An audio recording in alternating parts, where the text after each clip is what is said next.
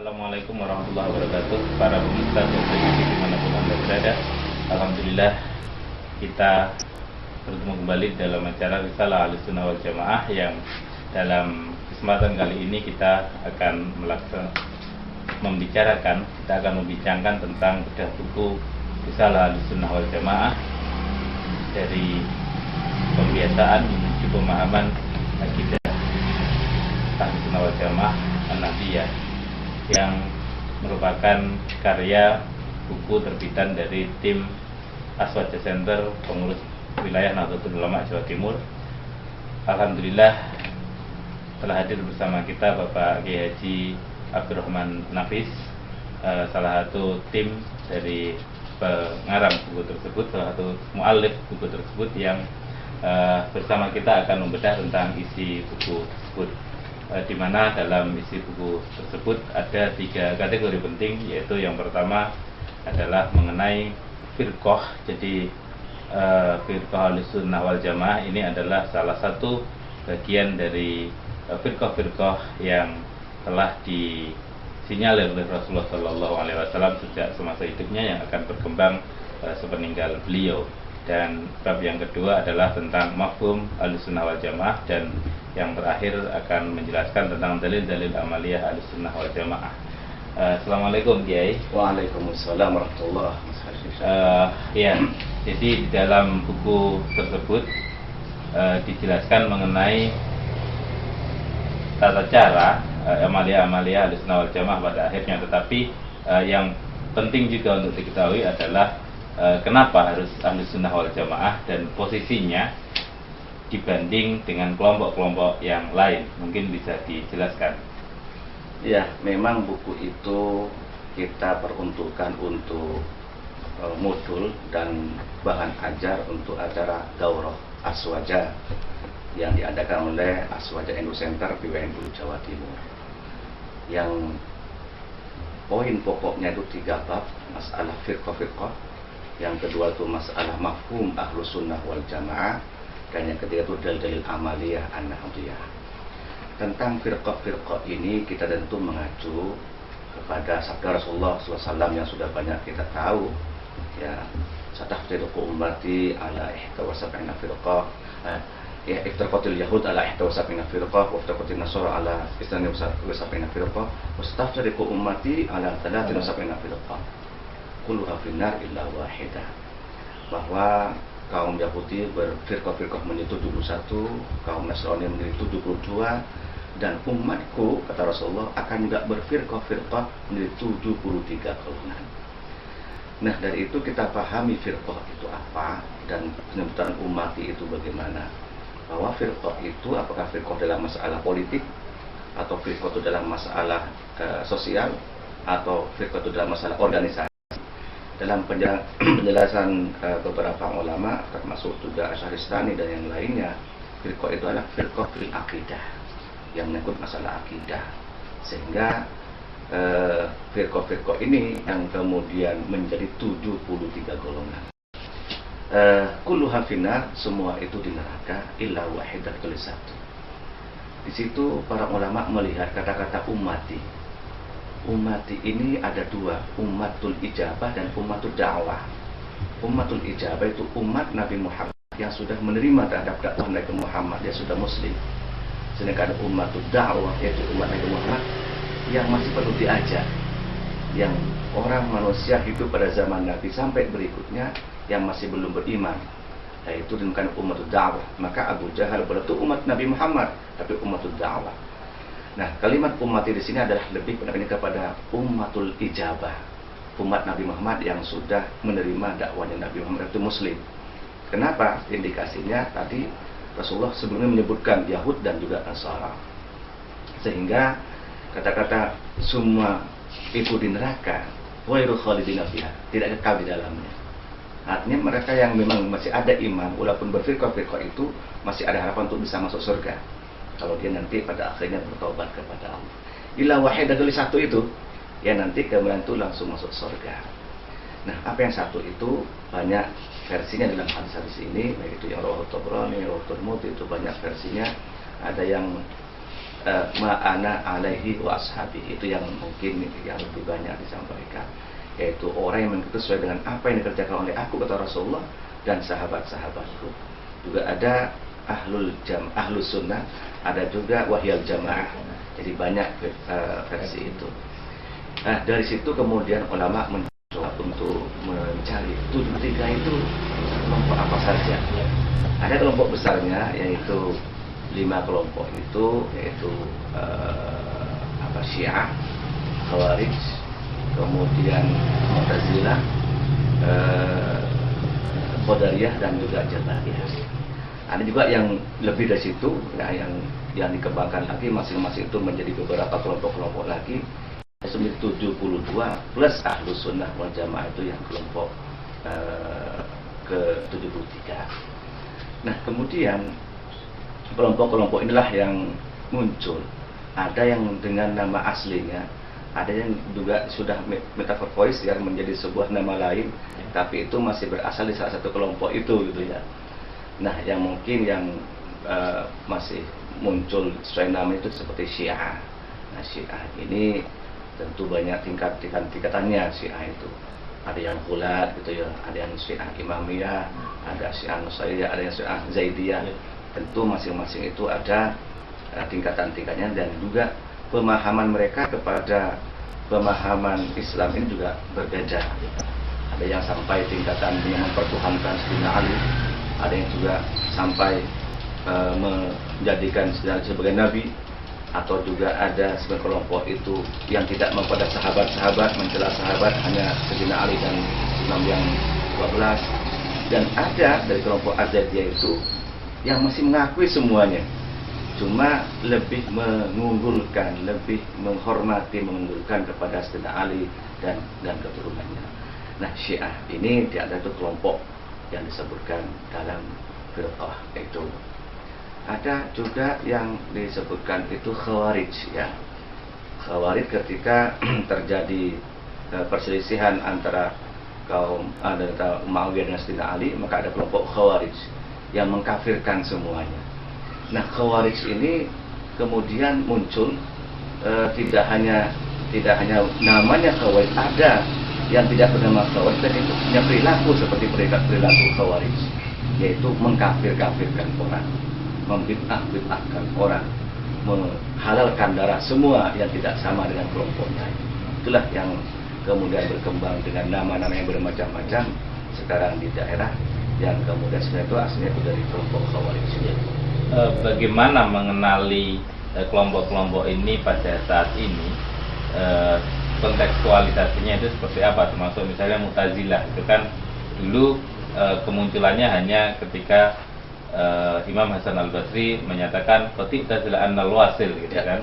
Jadi dia sudah Mu'tazilah, sudah keluar. Nah, untuk saat sekarang ini kira-kira kontekstualisasinya ketika selain yang masih menyebutkan dirinya, ya, seperti Syiah. Nah, Mu'tazilah ini kan tidak ada orang yang mengaku saya ini Mu'tazilah, ya. Seperti itu bagaimana? Terutama kecuali memang ada beberapa, bukan golongan tapi perseorangan. Nah, itu kontekstualisasinya seperti apa, ya? Iya, memang kalau kita lihat asal usul Mu'tazilah itu yang kemudian sampai i'tizal, yang memisahkan diri atau disuruh memisahkan diri oleh Imam Hasan Al-Basri, itu karena Wasil bin Atha itu lebih kepada mengutamakan rasio daripada nakal, ya. Sehingga kalau kita ingin melihat kontekstualisasi sekarang, apabila ada sebuah kelompok atau perorangan yang ketika dia menyimpulkan hukum lebih kepada rasio, meninggalkan kaedah-kaedah nakal, itu termasuk semi Mu'tazilah atau Mu'tazilah itu sendiri, new Mu'tazilah seperti itu. Sehingga hal ini bisa kita temui di beberapa pemikir-pemikir Muslim ketika mengenai permasalahan-permasalahan yang sebenarnya sudah ada nakalnya, sudah ada naklinya, tapi masih harus dirasionalkan, atau kemudian ketika terjadi perbedaan perspektif antara akal dengan nakal, lebih mengunggulkan akal. Itu sebenarnya seperti itu ya secara umum. Walaupun secara khusus ada beberapa kasus-kasus yang mungkin bisa dikatakan itu pendapat yang Mu'tazilah yang masih dilanjutkan sampai sekarang. seperti masalah takdir gitu ya, kemudian juga masalah orang yang berdosa besar bisa masuk surga atau enggak, itu masih sering masih ada sering. Jadi lebih kepada perilaku atau sikapnya ya. Perilaku, sikap dan pemikirannya. Pemikiran. Jadi walaupun mungkin nama tidak nama Mu'tazilah, tapi ketika dia memahami Islam lebih mengutamakan kepada rasio, kepada akal, itu sebenarnya sudah neo Mu'tazilah itu sendiri. Nah, jadi dalam hal ini firqah-firqah yang disebutkan jumlahnya 73 itu kemudian tidak benar-benar utuh menjadi golongan satuan begitu. Nah, ya. Jadi ada satu kelompok besar itu pecah-pecah lagi. Oh iya. Ya, seperti Syiah jadi beberapa kelompok lagi, Khawarij jadi beberapa kelompok lagi, Mu'tazilah jadi beberapa kelompok lagi. Walaupun dalam hal ini dalam kitab Al-Nahal wa Nihal ya, itu menghitung ulama, ada yang melihatnya lebih dari situ, ada yang kurang dari situ, ada yang pas dari situ. Yang jelas kalau jumlah itu memang ulama berbeda, karena dalam bahasa Arab itu kata-kata 7 bisa berarti lil kathrah, untuk menunjukkan banyak, bukan lil tahdid, bukan menunjukkan batas hitungan itu, bukan cuma 7, 70, 700. Itu sebenarnya lil kathrah, menunjukkan saking banyaknya. Tidak di semacam ungkapan ya, mungkin barangkali ya, idiom gitu. Ya, idiom bahwa itu banyak ya. Mungkin bahasa kita itu, wah itu nggak penting, nomor yang ke-23 ya, itu ya. Itu likur gitu ya. Itu bukan berarti kan 27 bener enggak, tapi maksudnya yang keurutan yang kesekian. Wah, enggak. Ini koyok 30, nah itu kan berarti itu banyak. Jadi ada yang seperti itu, yang jelas itu firqah-firqah ada. Nah, juga yang neo Khawarij umpamanya yang radikal ya, kemudian kita tahu itu jarak berdirinya itu ketika terjadi peperangan antara kelompok Ali dan Muawiyah, kemudian muncul kelompok Khawarij yang di situ mengkafirkan semuanya dan menghalalkan darah dua-duanya untuk kelompok itu, dan benar kemudian sampai membunuh Sayyidina Ali, kelompok Khawarij itu. Kelompok Khawarij itu dikenal dengan ahli ibadah, tekun melaksanakan sholat, ahli bangun malam gitu ya. Tetapi beliau itu mengkafirkan yang tidak sama dengan kelompoknya.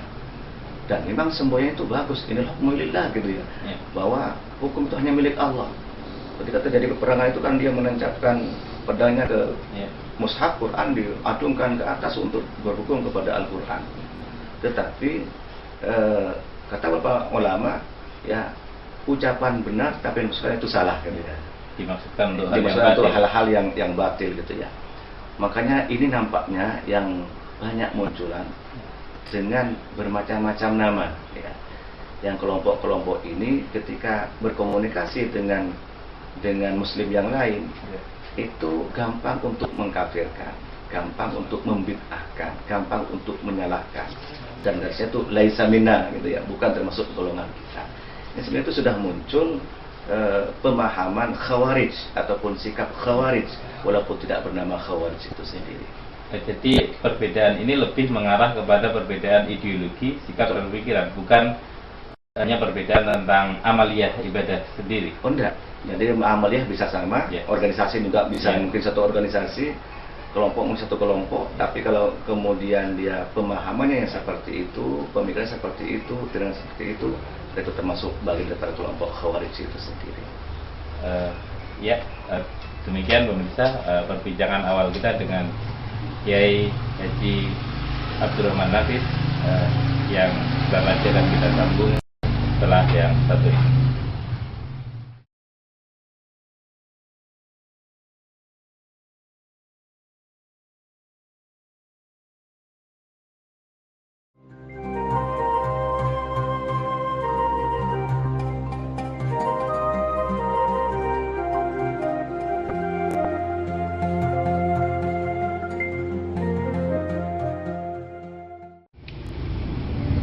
Baik pemirsa Aswaja TV dimanapun Anda berada, kita masih berbincang bersama Kiai Haji Abdurrahman Nafis dalam bedah buku Risalah Ahlussunnah wal Jamaah yang diterbitkan oleh Aswaja Center NU Jawa Timur.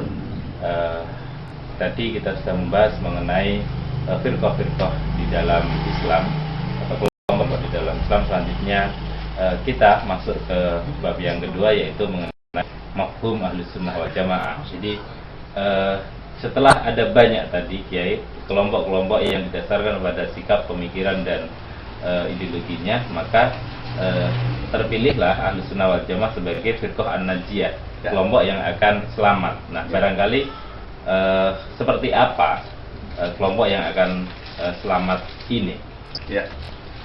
Jadi pertama, istilah Ahlus Sunnah wal Jamaah sebagai istilah itu memang muncul belakangan, terutama ketika pada abad ketiga itu terjadi muncul Mu'tazilah yang sangat kuat. Apalagi waktu itu paham Mu'tazilah itu didukung oleh negara gitu, yang menjadi sebuah ideologi negara. Lalu muncullah kemudian paham-paham yang mempertahankan Ahlus Sunnah wal Jamaah ini. Jadi waktu itu kemudian muncul tokoh-tokoh, di antaranya yang terkenal kepada kita Al-Imam Abul Hasan Al-Asy'ari, yang beliau dikenal pembela Ahlus Sunnah wal Jamaah. Jadi istilah Ahlus Sunnah wal Jamaah itu pada waktu itu untuk membedakan dengan Mu'tazilah, ya, untuk membedakan dengan Mu'tazilah. Kalau tidak Mu'tazilah, ya Ahlus Sunnah wal Jamaah. Nah, dari mana diambilnya Ahlus Sunnah wal Jamaah? Itu tentu dari hadis tadi itu, ma'ana al-wasabi, Ahlus Sunnah, ada wahyal Jamaah.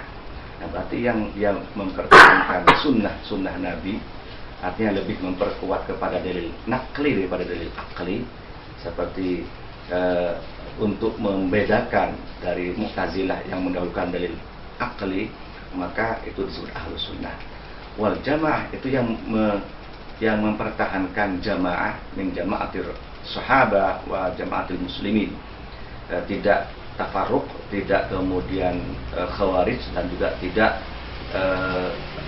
mengklaim paling benar sendiri. Maka kemudian muncullah Ahlus Sunnah wal Jamaah. Nah, pemahaman Ahlus Sunnah wal Jamaah itu memang banyak kriteria yang bisa kita pahami. Di antaranya ya tentang masalah ketuhanan. Masalah ketuhanan itu antara bagaimana memahami, menafsirkan tentang ayat-ayat yang mustasyabihat, yang berhubungan dengan Allah, ya, dengan ayatullah fawqa aydihim, ala tawa. Nah, di sini kelompok Mu'tazilah lebih kepada sifatnya rasional, tetapi Ahlus Sunnah wal Jamaah itu meletakkan proporsinya. Jadi mentakwil, tetapi tidak lepas daripada indikasi yang ada pada ayat itu. Makanya Ar-Rahman Ar-Istawa itu tidak diartikan yang lebih jauh, tapi istawa adalah istaulah, yang menguasai begitu. Itullah fawqa aydihim, tangan Allah di atas tangan mereka. Qudratullah ay fawqa qudratihi. Itu diantaranya. Kemudian juga metode untuk memahami tauhid, mengenal Allah itu, maka Abul Hasan Al-Asy'ari ini pendekatannya melalui sifat-sifat Allah, asma wa sifat, yang kemudian dirumuskan mengambil Quran dari hadis yang dipahami oleh beliau untuk memudahkan dipahami oleh kita. Maka kemudian ada yang sifat 20 yang wajib, 20 yang muhal, yang wujud kita, baqa, dan seterusnya, dan juga yang aqaid sekat yang kita kenal seperti itu. Itu diantaranya.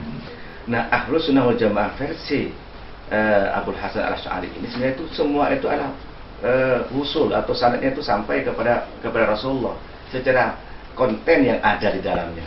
Tetapi pengistilahan, pengungkapan, perumusan itu disampaikan oleh Imam Abul Hasan Al-Asy'ari untuk melawan atau untuk menandingi atau untuk menjawab pemahaman Mu'tazilah yang ada pada waktu itu.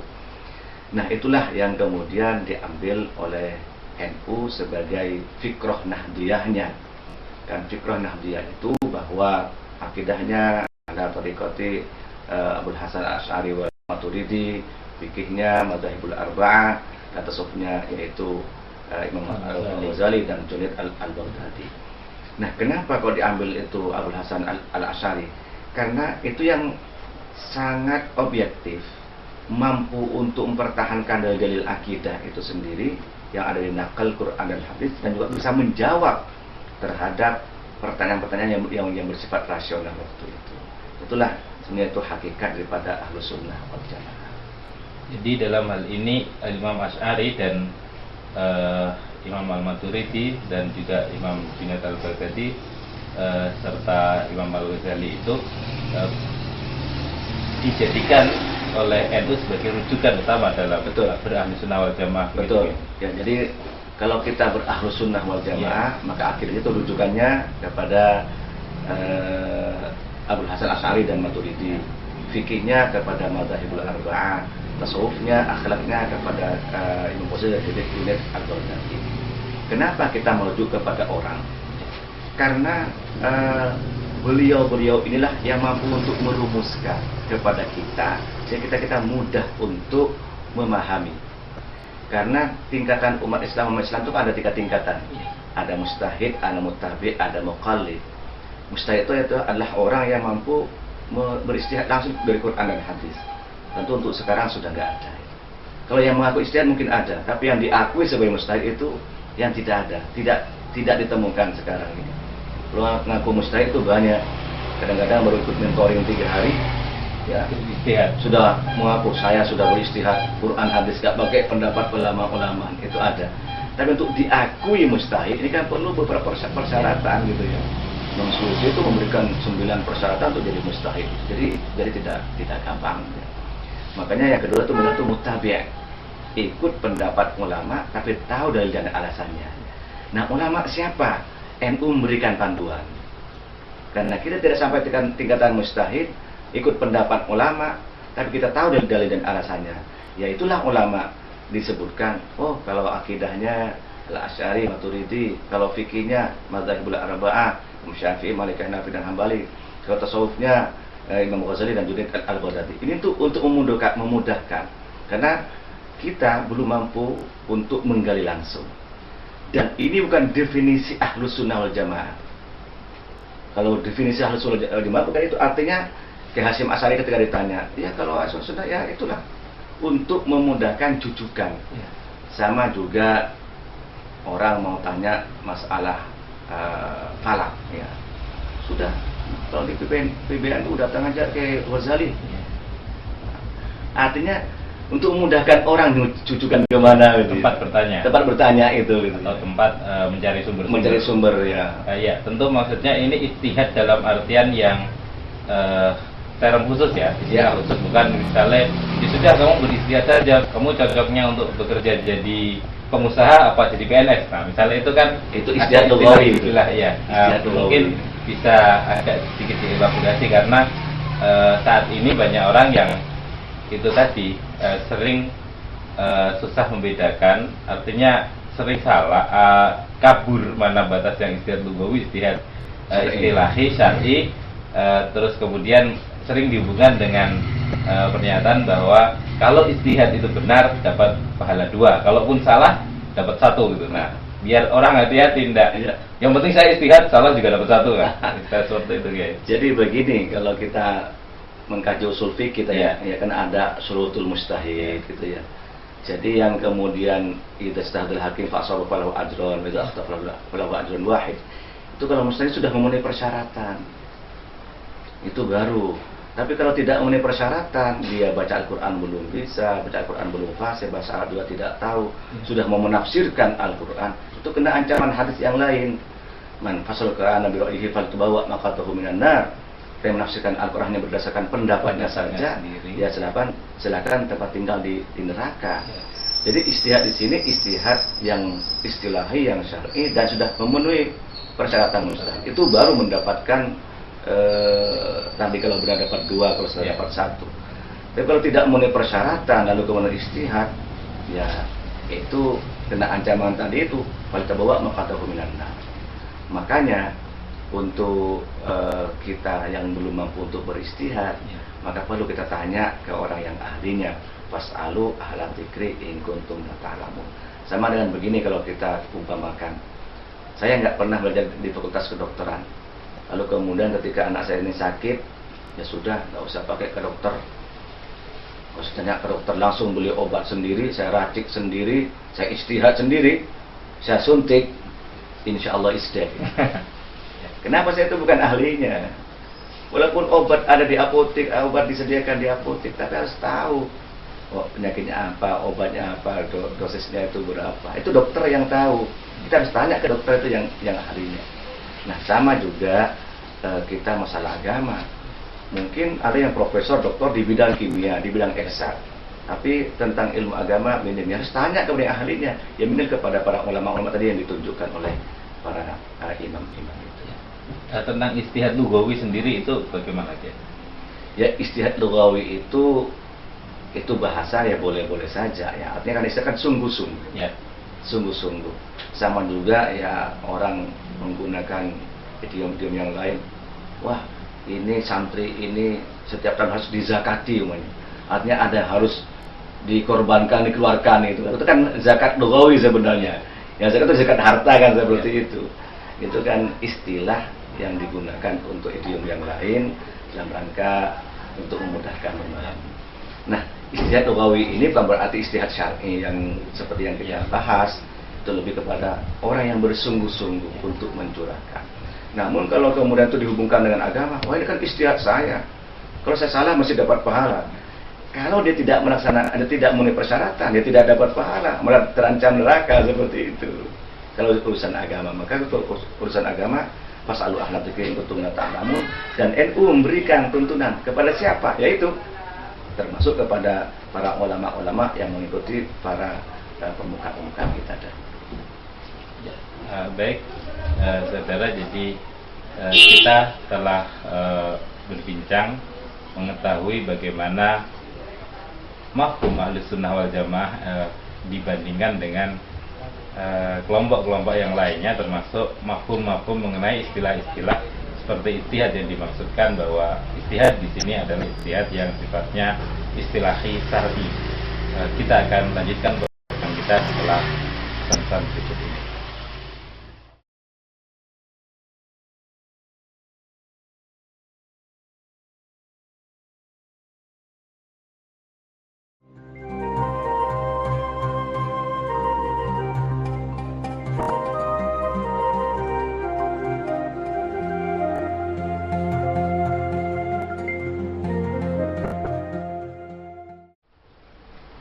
Ya, para pemirsa Suwajen TV dimanapun Anda berada, kembali kita berbincang dengan Kiai Haji Abdurrahman Nafis tentang buku Risalah Ahlus Sunnah wal Jamaah. Tadi kita sudah dengarkan bagaimana Ahlus Sunnah wal Jamaah itu memiliki kriteria-kriteria tertentu tentang amaliyah, dan bagaimana Ahlus Sunnah wal Jamaah mengambil hukum-hukum dan juga siapa yang akan mengikutinya. Nah, kita masuk dalam pembahasan selanjutnya, yaitu Ahlus Sunnah wal Jamaah An-Nahdiyah, atau apa dan bagaimana Ahlus Sunnah wal Jamaah ala NU, dan apa yang membedakan NU sebagai Ahlus Sunnah wal Jamaah dengan kelompok-kelompok non-NU yang juga mengaku Ahlus Sunnah wal Jamaah. Bersama Kiai Abdurrahman Nafis, mungkin dijelaskan kepada para pemirsa tentang hal tersebut, Kiai. Iya, memang banyak kelompok yang mengaku Ahlus Sunnah wal Jamaah dan mengklaim Ahlus Sunnah wal Jamaah, bahkan menganggap NU ini bukan Ahlus Sunnah wal Jamaah begitu. Namun kalau kita baca bukunya Al-Isfiriyah ini, ya, bahwa memang memahami untuk Ahlus Sunnah wal Jamaah itu ada minimal dua alur pemikiran yang menjadi arus pemikiran dalam Ahlus Sunnah wal Jamaah itu. Pertama itu kelompok yang Al-Athariyah, yang kedua kelompok An-Nadhariyah. Al-Athariyah itu artinya kelompok yang memahami Al-Quran, hadis itu dengan tekstualnya saja, sehingga tidak menggunakan nalar, tidak menggunakan kaidah-kaidah, dan ini yang tekstual. Umpamanya, ini dalilnya apa? Oh, ini hadisnya ini, dalilnya ini. Tidak lagi menggunakan metode usul fikih, tidak lagi menggunakan istidlal dan yang lainnya. Pokoknya ini sahih, pakai gimana? Antara dalil dan madlulnya itu tidak dianalisa melalui metode-metode usul fikih. Itu kelompok Athariyah. Ini biasanya yang dapat melahirkan kelompok-kelompok pemikiran yang radikal, yang sempit, yang kaku, yang gampang menyalahkan yang lain. Ini juga mengaku Ahlus Sunnah Jamaah, dengan bermacam-macam nama kelompoknya itu. Yang kedua kelompok An-Nadhariyah. Walaupun Nadhariyah itu yang masih berbagi-bagi lagi, artinya memahami teks Quran dan hadis, nas itu juga dinalar melalui metode-metode pemahaman yang sesuai dengan kaidah-kaidahnya, baik itu kaidah lughawiyahnya, kaidah usul fikihnya, kaidah istimaiyahnya, maqasidus syariahnya. Nah, itulah kemudian melalui nazariyah itu akan memunculkan satu kesimpulan yang itulah menjadi sebuah pemahamannya. Nah, nazariyah ini yang lebih banyak digunakan oleh NU. Jadi tidak tekstual tetapi kontekstual melalui metode nazariyah, nalar sesuai dengan kaidah-kaidah usul fikih. Kenapa kok seperti itu? Karena memang sifat hakikat bahasa itu tidak kemudian tekstual. Di situ ada majaz, ada itu gitu ya. Juga ada beberapa pemahaman Allah memberikan kepada kita tidak dalam bentuk tekstual tapi juga kontekstual. Ya, makanya para ulama dari kalangan Ahlus Sunnah wal Jamaah An-Nahdliyah ini tidak tekstual tetapi kontekstual. Contoh dan seperti yang saya katakan tadi itu ketika memahami tentang sifat-sifat Allah ataupun tentang ayat-ayat mutasyabihat. Ya, kalau yang kelompok Athariyah, ya yadullah ya yadullah. Tidak ditafsir tidak apa, mafwad ilallah. Itu Athariyah. Kalau kemudian Nazariyah enggak. Ya, ini harus difahami ini. Kalau kita sebut tangan Allah, kan ini berarti musyabbihah, menyamakan Allah dengan makhluknya. Mujassimah juga iya. Padahal laisa kamitslihi syai'un wa huwas samiul basir. Kalau ini dimaknai apa maknanya? Walaupun dari yang situ mengatakan ini mu'attilah gitu ya, atau musyabbih atau macam-macam. Jadi itu diantaranya. Kalau dalam umpamanya ubudiyah juga demikian.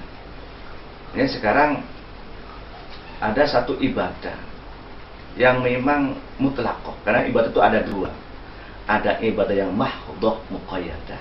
Ada ibadah yang mutlaqah ghairu muqayyadah. Yang mahdhah muqayyadah itu yang murni terikat tata caranya. Perintah dan teknis waktu lengkap itu di Quran dan hadis. Ada contohnya tauqifi.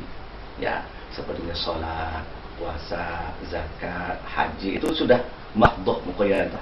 Ini kalau kita analogikan dengan anggaran itu yang budgeter ini. Sudah ada alokasi dana, tidak bisa menyimpang di situ. Kalau menyimpang nanti KPK masuk. Nah, tidak bisa dirubah. Oh, sholat umpamanya sekarang subuh kok cuma 2 rakaat, tambah 6 rakaat, nggak bisa. Oh, subuh ini terbitnya fajar, pindah aja nanti jam 8 siang. Itu tidak bisa gitu ya. Sudah paten ini, mahdhah muqayyadah. Tapi juga ada ibadah yang mutlaqah ghairu muqayyadah. Perintahnya ada, teknisnya tidak diatur. Ya, monggo ya. Itu yang non budgeter, dana taktis ya. Ada anggaran seperti itu digunakan untuk apa? Silakan. Ya, presiden gunakan untuk apa? Asalkan masih hubungan dengan jabatannya itu. Nah, apa ibadah mutlaqah itu? Seperti sholat, seperti berzikir, sholawat, ya, berdoa, sedekah. Ini perintahnya ada, cuma teknisnya kapan, di mana, bagaimana, tidak. Nah, dari yang Nadhariyah ini melihat ini sebenarnya masih bisa untuk kita kemas menjadi sebuah pemahaman, sebuah amaliyah yang tidak kaku. Wah, ini ada orang kumpul-kumpul, kemudian kita ketimbang cuma ngomong macam-macam, lalu diistilah dengan zikir-zikir. Itu perintahnya ada, cuma teknis tidak disebut. Itu dari kelompok yang Nadhariyah. Yang Athariyah tidak, harus tiap perbuatan ada dalilnya yang tekstual. Mana kamu dalilnya itu? Apa kumpul di situ? Hitungan. Baca itu, hitungannya sekian. Mana itu? Itu yang Athariyah. Itu diantaranya. Tapi Athariyah ini masih aswaja juga. Aswaja dalam bentuk yang umum. Jadi kalau kita bagi lagi itu ada aswaja am, ada aswaja khas gitu ya. Atau aswaja yang memang umum, ada yang aswaja yang khusus dari Ahlus Sunnah wal Jamaah. Karena secara umum kelompok sekarang ini bagi dua, Sunni dan Syi'i gitu ya. Kalau tidak Syiah ya Sunni. Sunni. Nah, Sunni itulah yang kemudian al-Surya ini itu bagi ada yang Athariyah dan juga ada yang Nadhuriyah. Nah, di NU sendiri ini apa Pak ya? Jadi bagaimana NU memandang Aswaja ini, dan juga apa yang sudah dilakukan NU dengan Aswaja ini? Sesuai dengan panutan para ulama NU ya, yang dari karya-karya ulama Imam Abdul Hasan Asy'ari ya, pada Madzhabul Arba'ah, maka menggunakan yang Nadhuriyah tadi itu, bukan yang Athariyah. yang Athariyah itu bukan. Kenapa? Karena Nadhuriyah ini lebih banyak menggunakan peralatan dan perangkat metodologi keilmuan yang lebih tajam, yang lebih dekat kepada kebenaran. Begitu juga karena juga memahami kemampuan masyarakat yang tidak semua itu punya kemampuan langsung ijtihad. Makanya menggunakan Nadhuriyah ini dari hasil para nalar dan pendapat para ulama mujtahidin ini bisa kita ambil. Kalau orang itu bisa Athariyah, ngambil teks Al-Quran dipakai langsung, nah ini kalau dia tidak punya kemampuan, ini berat, nanti terancam falitabawa maq'adahu minan nar. Seperti pembahasan kita tadi ya. Betul ya. Nah, itu kalau Nadhuriyah itu tidak.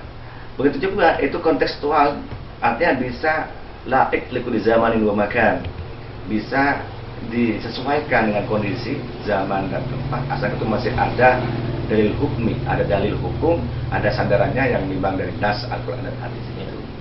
Khususnya biasanya kalau NU itu memakai sanad ya, jadi Ya. Sanad-sanad atau silsilah-silsilah keilmuan yang nyampe sampai Nabi Muhammad SAW, sampai pada ulama-ulama masa kini. Nah, ini apakah yang membedakan NU dengan kelompok yang lainnya? Mungkin barangkali NU itu tidak boleh kita langsung motong dari kita langsung ke para salafus soleh, sahabat Nabi, kira-kira seperti itu. Iya betul. Jadi sebenarnya NU itu paling jujur ya. Ketika dia itu mengambil pendapatnya orang, dan orang itu terus dari guru-gurunya sampai ke Rasulullah, itu disebutkan semuanya jujur. Itu secara ilmiah adalah kejujuran ilmiah. Tapi kelompok lain tidak. Dia itu dengar dari gurunya atau ngambil fatwanya orang, kalau dibilang ini di Quran ini, hadis ini, sahabat ini, padahal tidak pernah ketemu Nabi, tidak pernah ketemu sahabat. Padahal yang dia baca itu hasil fatwanya siapa, hasil pendapat siapa. Berarti ini kan khianah ilmiah. Nah, ilmu sanad tadi itu penting. Bahkan beberapa kitab-kitab yang dipakai di pondok itu dipertahankan sanadnya ini. Dulu kiainya belajar kepada kiai ini, kepada kiai ini, itu yang dipakai. Kenapa? Kalau dengan ada sanad ini akan lebih banyak, akan lebih kuat untuk bisa dipertanggungjawabkan secara ilmiah dan juga secara referensinya itu jelas. Sekarang sebagian yang tidak Nahdliyah itu enggak. Saya tidak ikut pendapat ulama. Saya ini bukan tidak ikut mazhab siapa-siapa. Langsung Quran hadis. Padahal itu matanya itu mazhab Google itu ya.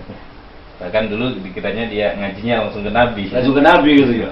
Wah, ini hadis Nabi seperti ini, persis Nabi nih. Lu kapan siapa yang ketemu Nabi? Tetapi bahwa sistem sanad yang sudah ditentukan atau dikasih koridor oleh NU itu tadi tetap tidak menyimpang. Artinya NU dalam hal ini ulama-ulama NU menjamin bahwa sistem sanad inilah memiliki ketepatan yang lebih. Betul. Kalau kita analogikan dengan ilmu hadis saja, soalnya kan sangat penting. Itu juga para ulama itu agar supaya keberlanjutan ilmu terus, maka sanad itu juga seperti itu. Namun memang tentang validitas sanad itu masih sebagian itu mempertanyakan. Dari itu Ahlus Sunnah wal Jamaah Nahdliyah ini sebenarnya itu yang paling hati-hati, paling teliti, dan paling akomodir terhadap bermacam-macam keilmuan yang ada di dalamnya. Ya, jadi dalam hal ini adalah keunggulan Aswaja yang versi NU ya. Betul. Jadi ilmu itu lengkap. Ada yang mengatakan sudah semua kitab-kitab nggak usah dipakai, kitab kuning tidak usah dipakai, ulang-ulang nggak usah diperduli, langsung Quran hadis. Berarti sudah menghilangkan perpustakaan sekian banyak, sudah menyepelekan ulama-ulama itu. Dan untuk memahami Quran hadis tidak semua orang itu punya kemampuan. Nah, ini terjadi terputusnya sanad, terputusnya keilmuan dari para ulama-ulama terdahulu. NU enggak sadar bahwa kita ini tidak bisa Quran hadis langsung karena kemampuan kita dan juga maka balik ulama sanad yang ittisal itu sampai tentu kepada Rasulullah Shallallahu Alaihi Wasallam. Jadi peran ulama yang masa kini, khususnya ulama-ulama NU di hadapan masyarakatnya itu seperti apa sih?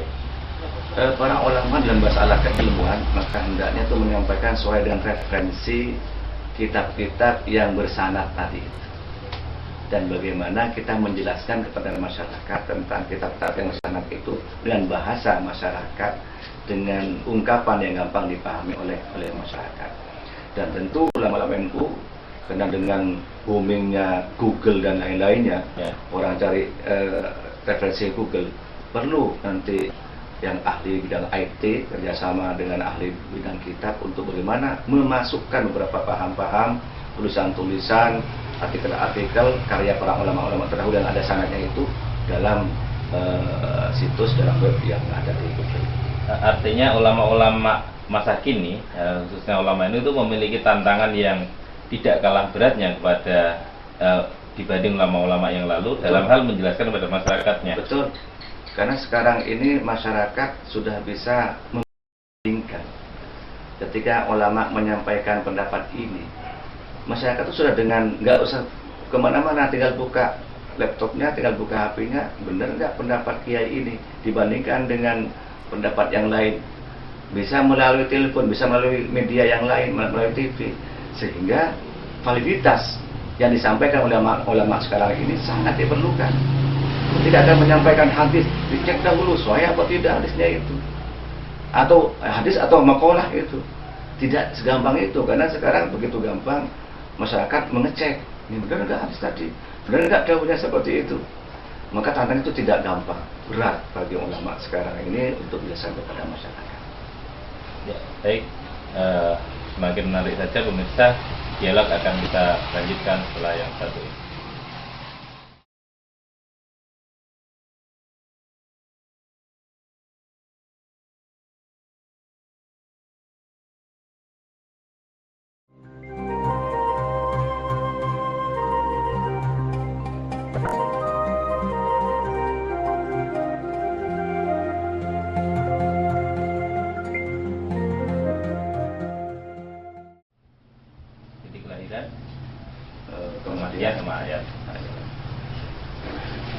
Pemirsa Aswaja TV dimanapun Anda berada, kita kembali dalam perbincangan bedah buku Risalah Ahlussunnah wal Jamaah bersama Kiai Haji Abdurrahman Nafis. Kita memasuki isi bagian akhir dari buku ini, bagian yang ketiga, yaitu tentang dalil-dalil amaliyah Ahlussunnah wal Jamaah, di mana dalil-dalil ini dikategorikan atau dibagi berdasarkan fase hidup manusia. Yang pertama yang dimulai dari dalil-dalil mengenai kelahiran manusia, amal-amal yang dilakukan sejak manusia itu lahir, kemudian hingga amal-amal yang dilakukan oleh manusia-manusia ketika menghadapi orang-orang yang atau umat Islam yang meninggal dunia. Dan tentu saja yang ketiga adalah tentang ayat atau kebiasaan-kebiasaan, seremoni-seremoni manusia semasa hidupnya yang terkait dengan halal yang sifatnya ibadah. Baik, Pak Kiai, mungkin bisa dijelaskan tentang yang ketiga ini, isi dari buku ini. Ya, dari bab ketiga itu menunjukkan NU itu sayang dengan umatnya, dan insya Allah tidak ada yang seperti NU ini. Mulai sebelum kelahiran, ketika lahir, dalam kehidupan keseharian, ketika mati, setelah mati, maka jadi anggota NU ini tidak putus karena mati. Setelah mati masih jadi anggota NU. Karena apa? Didoakan, ditahlili gitu ya. Bahkan ada itu di sebuah tempat di daerah Jawa Timur, semasa hidupnya itu paling anti terhadap amaliyah NU, terutama kayak tahlilan dan lain-lainnya. Menjelang wafat itu wasiat ke keluarganya, tolong ya nanti kalau saya itu meninggal dunia, undang kiai itu untuk mentahlili saya. Akhirnya kiai ini ketika diminta untuk mentahlili oleh keluarganya, ya datang karena keikhlasan beliau itu. Setelah pulang dia guyon dengan yang lain, dia bilang wah ini perlu ada dibuka NU cabang kuburan. Artinya dia baru masuk NU setelah mau meninggal dunia. Begini, amalia-amalia ini oleh sebagian orang dianggap itu tidak ada dalilnya. Di buku itu kita jelaskan dalilnya, baik itu dari Quran, dari hadis, ataupun juga dari aqwal ulama, dan juga beberapa amalia-amalia para sahabat. Mulai kehamilan bahkan itu dari napati, mitoni, tingkepan gitu ya. Ada nggak dalilnya mendoakan orang hamil itu? Sebenarnya mungkin seperti yang saya katakan tadi itu, ada yang memahami secara asariah. Setiap perbuatan itu harus ada dalilnya. Setiap perbuatan itu ada dalilnya. Padahal itu dalil itu terbatas. Dalam arti sudah wafat Rasulullah. Sementara ini permasalahan semakin banyak berkembang. Dari mana kita nyantolkan itu tuh ya? Sehingga para ulama NU ini melihat ada nggak dalil hukumnya, sumbernya ada nggak? Kalau memang ada, bisa kita jadikan dalil dan itu benar, teknisnya diserahkan kepada kita, maka kita lakukan. Contoh umpamanya ada di keselamatan, tasyakuran, kehamilan yang 4 bulan ataupun yang 7 bulan. Para ulama itu pertama melihat bahwa orang hamil ini perlu didoakan, perlu didoakan, baik itu orangnya sendiri, orang tuanya sendiri, ataupun juga orang lain. Ya kalau orang tua sendiri sudah harus itu, Rabbana hab lana min azwajina wa dzurriyyatina qurrata a'yun waj'alna lil muttaqina imama. Juga orang lain juga iya. Rasulullah juga pernah mendoakan orang hamil. Ya.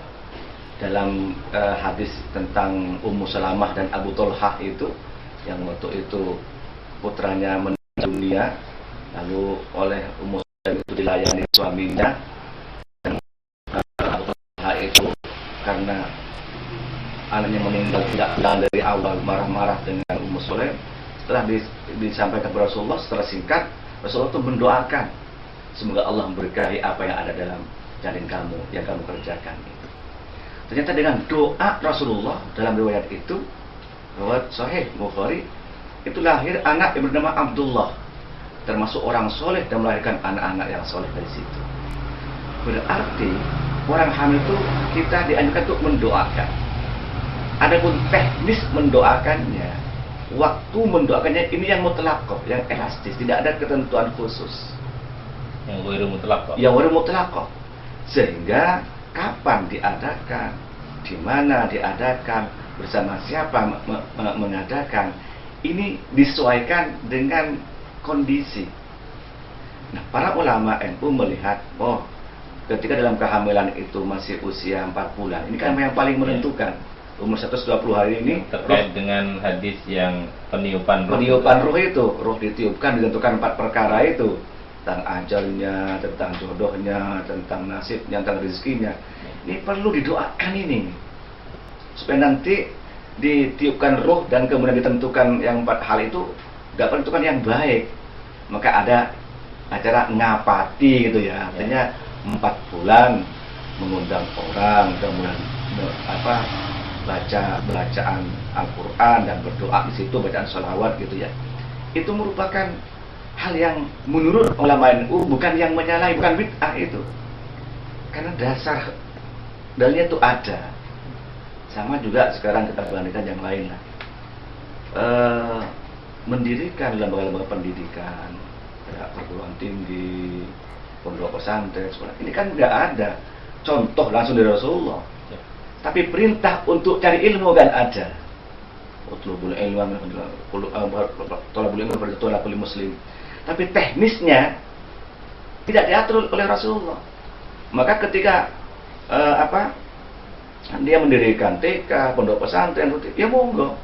Karena dalil untuk cari ilmu itu ada. Kemasannya tidak ditentukan. Dakwah semuanya ada perintahnya. Ud'u ila sabili medianya tidak ditentukan. Apa media yang di masjid, melalui televisi ya, Aswaja TV ini, atau melalui radio, itu monggo, atau melalui buletin, atau melalui website, itu monggo. Nah, ini juga demikian. Nah, kemudian media itu 4 bulan atau 7 bulan mengundang orang untuk mendoakan janin itu doa. tentu Rasulullah banyak menganjurkan untuk kita minta doa kepada siapa saja, karena siapa tahu dari lisan itu doa yang dikabulkan. Yang kedua itu kemudian memberikan sedekah. Sedekah itu kan banyak orang sedekah tatfa'ul bala, sedekah dapat menolak bala, sedekah tatlibul rizqah, dapat mendapatkan rezeki. Jadi dengan sedekah itu diharapkan kemudian menjadikan anak itu nanti akan selamat, dapat rezeki, dapat jauh dari bala. Ya, Kiai, mohon maaf. Terkait sedekah ini, Kiai, biasanya banyak orang-orang kemudian menyatakan tidak setuju dengan pendapat tentang sedekah ini dengan alasan memberatkan. Nah, ini kira-kira bagaimana, Kiai, dalam menyikapi hal seperti ini? Ya, sebenarnya orang sedekah kan orang yang mampu ya. Ya. Memang kemudian kalau sudah menjadi budaya, walaupun yang tidak mampu memaksakan diri, dan memaksakannya ini bukan amalannya, tapi memaksakannya yang tidak mampu itu memberatkan itu. Ya. Sebenarnya itu kalau memang dia tidak mampu, tidak harus mengundang orang. Sedekah tidak harus sebanyak itu, semampunya kan begitu. Sama juga begitu Biqadril istita'ah ya. Biqadril istita'ah, betul. Sama juga begitu. Haji itu wajib kan? Bagi yang mampu. Bagi yang mampu. Ternyata ada orang sampai ngutang, kadang-kadang sampai ya memaksakan diri itu haji. Apakah kemudian haji itu dihukumi haram haji? Ya tidak. Yang haram yang sampai ngutang-ngutang. Iya, tapi maksudnya bagaimana menjelaskan atau menata sebagai ulama NU kepada masyarakat memberi pengertian bahwa tidak boleh berlebih-lebihan atau memaksakan diri dalam sedekah itu. Iya, itu mungkin dengan memberikan contoh dari para ulama, terutama dari Resruqyah yang kiai-kiai di kampung itu ya. Memberikan contoh, umpama ini kebetulan orang yang memang tidak punya, mungkin diarahkan, sudahlah kalau kamu memang tidak mampu, tidak usah mengundang orang banyak-banyak, cukup yang kamu mampu, mungkin masak saat cangkir, niatkan sedekah, diberikan ke tetanggamu. Itu seperti itu sebenarnya itu masalah teknis ya. Jadi kalau ada kasus yang dianggap tidak sesuai, bukan berarti itu menghilangkan konsepnya itu gitu ya. Nah, karena itu ada orang yang memaksakan ketika sedekah maka kemudian tingkepan nggak usah atau haram. Tidak seperti itu. Sebenarnya tadi ada orang yang haji ngutang-ngutang sampai kemudian ngemplang hutang itu haji haram. Tidak seperti itu. Yang bersalah itu yang perlu diperbaiki. Saya kira memang ya ada sebagian itu yang sampai memaksakan diri, ya sampai menjual ini, itu juga memang perlu kita jelaskan kepada masyarakat. Sebenarnya bukan makanannya itu yang penting, tetapi nilai sedekahnya yang ikhlas itu. Itu dalam masalah kehamilan. Kelahiran setelah itu kita jelaskan juga dalam buku itu Risalah Ahlussunnah wal Jamaah, dari pembiasaan menuju kepada pemahaman dan pembelaan. Kenapa kasih nama itu? Karena sebagian masyarakat kita biasa mengamalkan, tapi tidak paham apa dalilnya. Kena firqah lain ditanya apa dalilnya itu, akhirnya tidak bisa menjawab. Kita berikan itu dalilnya masing-masing dari Quran, dari hadis, dari aqwal ulama. Setelah itu kemudian kelahiran. Itu kemudian ada acara mitoni, tasmiyah, walimah tasmiyah. Sebenarnya dalilnya itu ada. Kalau anak itu lahir maka hendaknya beri nama yang baik ya. Kemudian diakikohi, diadani, diikomati. Nah, teknis memberikan nama, teknis akikoh ini tidak dijelaskan. Berarti ini dianggap boleh dilaksanakan secara bebas sesuai dengan kondisi, asalkan tidak menyalahi dalil awal itu. Akhirnya oleh para ulama NU, tasmiyah, pemberian nama ini biar mendapatkan barokah dari doa orang banyak, barokah dari sholawat Rasulullah. Ini dikemas dalam sebuah acara walimah tasmiyah. Ya, dengan umur 7 hari, mungkin ketika akan memberikan nama, atau kadang di Jawa selapan ya, ketika selapan ya, lalu kemudian mengundang orang ya, minta doa kepada orang, jauh dengan baca sholawat kepada Rasulullah, mudah-mudahan dapat syafaat Rasulullah, lalu diberikan nama, digunting rambutnya. Nah, untuk hidayahnya itu dari mana? Dari akikohnya ini. Jadi dalilnya itu ada semua. Dalil akikoh ada, dalil untuk memberikan nama yang baik ada, dalil untuk menggunting rambut itu ada. Ya, kemasannya ini yang tidak diatur oleh Rasulullah.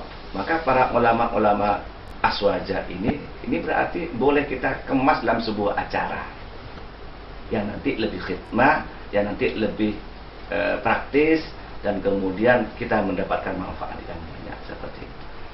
Itu lahir. Ketika hamil juga demikian, ya ketika lahir juga demikian. Terus khitan itu didoakan, manten didoakan. Jadi NU itu paling ngupeni umatnya. Setiap langkah itu diperhatikan. Makanya jadi Kiai NU itu paling banyak diundang orang. Karena banyak dibutuhkan oleh banyak dibutuhkan orang setiap hal-hal yang bersifat keagamaan seperti itu. Dan itu menunjukkan ngopeni umat. Dan dengan demikian berhasil. Secara empirik bahwa Indonesia ini Islam barokah perjuangan ada Wali Songo di samping yang lain-lain ya. Dan kita tahu bahwa metode dakwahnya beliau itu adalah dengan akulturasi budaya yang menggunakan tadi itu ya, menggunakan tadi itu orang kelahiran didatangi, didoakan ya. Nah, dengan akulturasi budaya ini ternyata masyarakat itu dekat, sadar terhadap Islam, berhasil. Beda dengan yang datang-datang langsung ngamuk, menyalahkan, mengkafirkan, membid'ahkan, akhirnya buat lari. Karena metode dakwahnya Wali Songo itu yasiru wala tu'asiru ya, basyiru wala tunafiru ya. Ya, mudahkanlah, jangan kemudian dibuat orang sulit, berikan kabar gembira, jangan orang tidak buat itu susah, takut ya, itu. Ketika mati juga demikian. Dahulu orang kematian itu ngumpul sambil cuma ngomong macam-macam, ada yang juga main remi, main judi, ada yang minum ya. Dilihat oleh Sunan Kalijogo khususnya ya, yang dikisahkan teruskan tahlilan itu. Ini kumpul-kumpul ini cuma berbuat maksiat, judi, minum, ngomong tidak karu-karuan. Bagaimana kalau kita isi saja dengan satu amalan yang baik? Ada nggak dalilnya? Ada semuanya itu. Berkumpul, berzikir, itu ada dalilnya. Dalam kitab Riyadhus Shalihin dijelaskan, majtama qaumun fi majlisin yadhkurunallah illa haffat 'alaihimul malaika wa syatumur rahmah. Tidaklah berkumpul satu kaum di satu majlis kemudian berzikir kepada Allah kecuali malaikat datang menyerangnya dan rahmat Allah itu datang menyirami. Berarti kumpulan ini diisi zikir, itu ada dalilnya sahih. Lalu kemudian doa untuk orang mati, ya para ulama mereka itu menyatakan sampai doa loh. Yang khilaf itu baca Al-Qur'an. Pahala baca Al-Qur'an diniatkan kepada yang mati, yang khilaf. Kalau doa itu sepakat, termasuk Imam Syafi'i itu sepakat itu sampai kepada yang mati. Nah, berarti doa pada yang mati itu ada. Lalu sedekah itu juga ada. Akhirnya kemudian kumpulan yang orang hanya diisi dengan judi, dengan maksiat, dirubah tanpa terasa, diisi dengan baca tasbih, tahmid, tahlil, dikenal dengan halalah yuhalilu tahlilah. Itu kemasan itu. Apa ada dalil tahlilan itu? Ya ada. Tapi yang bersifat apa? Bersifat prinsip-prinsip dasar, bukan teknis ya. Karena teknis itu termasuk ini yang mutlaqah ghairu. Nah, jadi di bab ketiga ini tentang dalil-dalil ini sangat komprehensif ya, pakai betul lengkap ya. Ya. Dari awal manusia itu lahir sampai manusia itu meninggal. Tapi ini khusus yang masih hidup ya Pak ya. Iya. Karena ini gini guys, jadi termasuk biasanya itu orang sering salah memahami dengan ingkoto amaluhu itu Pak guys. Jadi amalnya emang berhenti lah. Pada kenyataannya kan amalnya berhenti, orang sudah meninggal kan nggak bisa amal. Tetapi di sini maksudnya orang-orang amal bagi orang-orang yang masih hidup terhadap orang yang meninggal gitu guys. Iya betul. Jadi begini, memang sebenarnya nggak percaya bahwa pahala sampai ke yang mati itu kendalinya. Iza matab nu adama ingkut amalu illa min salatin atau anlaisna illa masa. Itu juga kita jelaskan. Penafsiran para ulama itu jelaskan. Wah ingkut amal itu artinya tidak beramal lagi. Kalau kita masih hidup sholat, kalau sudah mati ya tidak sholat gitu ya. Kemudian orang masih hidup itu puasa, kalau sudah mati tidak puasa gitu ya. Dan bahwa seorang itu tidak dapat kecuali ya, sesuai dengan perbuatannya. Iya, pada waktu itu bukan berarti tidak bisa menerima doa orang lain, atau tidak bisa menerima pemberian orang lain. Saya analogikan begitu. Maunya ada seorang yang kerja, ya, dia anggaplah ngajar, per jamnya sekian. Oleh pimpinan dikatakan, Anda akan mendapatkan honor sesuai dengan jam mengajarnya. Ya. Wa an laysa insani illa ma sa'a, kan begitu. Anda hanya mendapatkan honor sesuai dengan jam mengajarnya. Ya, mengajar 1 jam dapat, anggaplah 1 jam 10.000 dapat 20.000. Ya 3 jam 30.000. Tapi apakah orang ini tidak boleh menerima bonus dari orang lain? Pemberian dari orang lain? Ya bisa. Bisa. Jadi itu kan dalil bahwa tidak bisa menerima doa orang lain. Kenapa? Dalam ayat yang lain juga Allah menganjurkan kepada kita, Rabbana ighfir lana wal ikhwan ladzina sabaquna bil iman. Ya Allah, ampunilah kami ya Allah dan saudara-saudara kami yang telah mendahului kami yang mereka itu beriman. Begitu juga dalam surat mayat, Allahumma ighfir lahu warhamhu wa'afi wa'fu. Kalau nggak sampai ke yang mati, apa gunanya? Rasulullah juga ketika ziarah ke Baqi mendoakan kepada orang mati. Kalau itu tidak sampai, apa gunanya semua? Itu sampai. Itu yang dipahami. Adapun teknisnya doa itu di mana, kapan, termasuk itu yang mutlaqah, ghairu muqayyadah. Makanya para ulama NU itu ini bisa dijadikan media dakwah. Masuk dalam acara yang lain, ya. Orang kemudian mau berangkat haji, kan disunahkan. Nah, disunahkan itu pamitan. Ya. Dalam al-adhkar an-nawawiyah itu disunahkan pamitan. Disunahkan juga minta doa kepada tetangga dan handai tolak. Teknisnya bagaimana? Enggak disebutkan. Apakah datang dari rumah ke rumah atau ngundang orang atau bagaimana? Tidak. Nah, ulama NU melihat ini yang praktis gimana? Kalau sudah datang ke rumah-rumah, berapa hari selesainya? Ternyata diundang sekaligus, di situ pamitan, di situ juga minta doa, di situ juga sedekah. Itulah dikemas dengan namanya itu walimatus safar. Jadi itu hanya kemasan saja, esensinya itu sudah ada. Karena semua itu ada dalilnya. Halal bihalal semuanya. Di zaman Nabi nggak ada halal bihalal, istilah halal bihalal. Bahkan itu termasuk bahasa Arab yang asal dari Indonesia itu. Yang kalau kita lihat nahwunya itu salah itu. Halalun bihalalin. Halal itu utawi halal, halal itu kelawan halal itu. Halal itu jadi mubtada dari isim nakirah. Itu dimari oleh Ibnu Malik itu.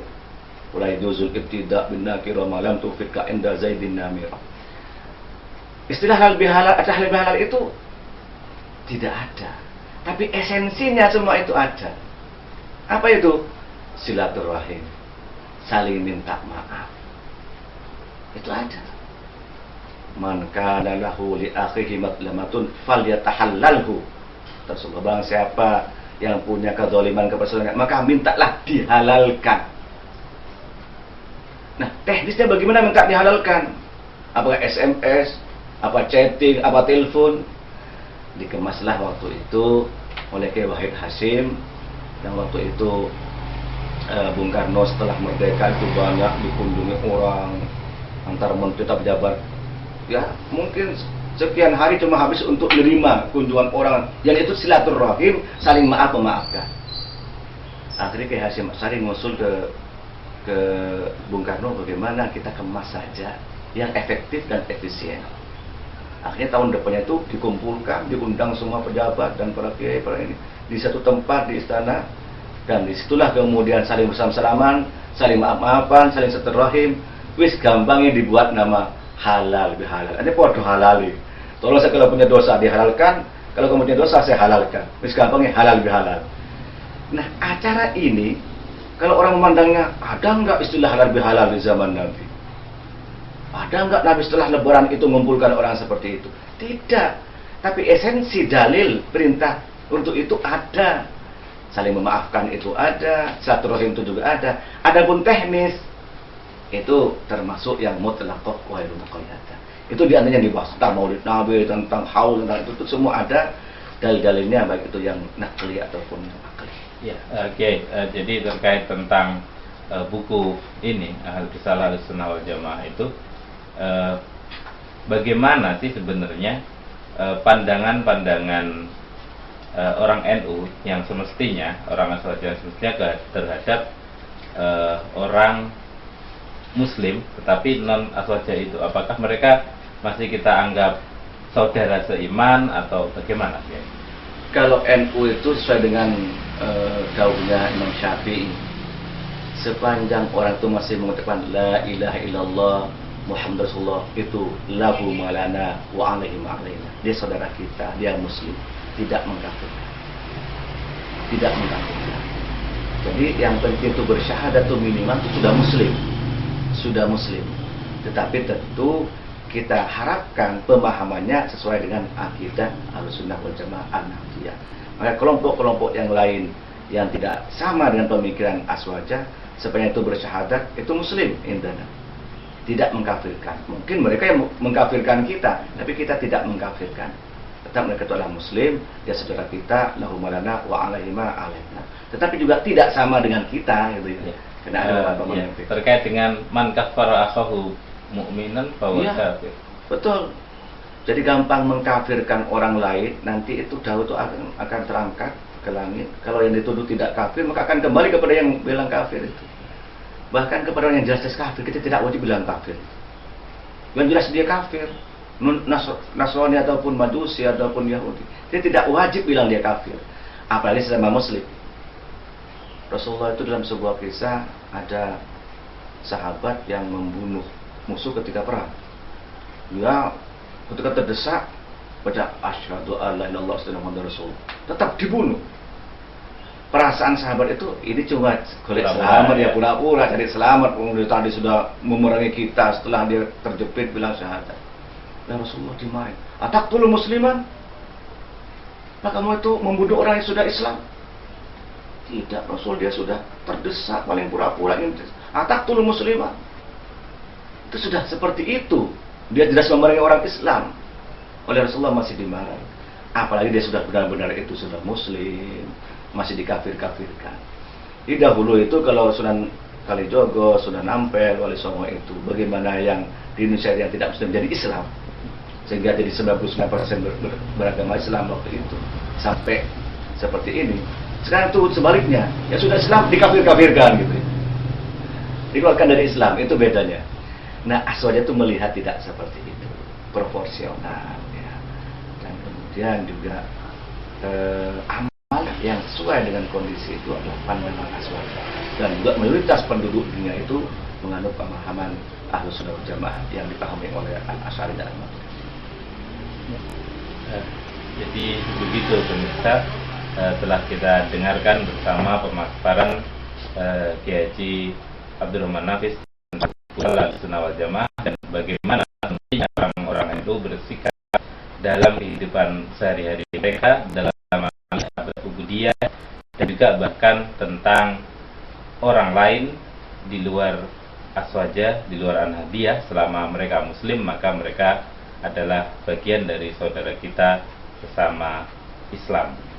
Demikian perjumpaan kita. Insya Allah kita akan bertemu kembali di lain kesempatan. Terima kasih Kiai Nafis atas pencerahannya kepada kita semua. Semoga bermanfaat bagi pemirsa sekalian.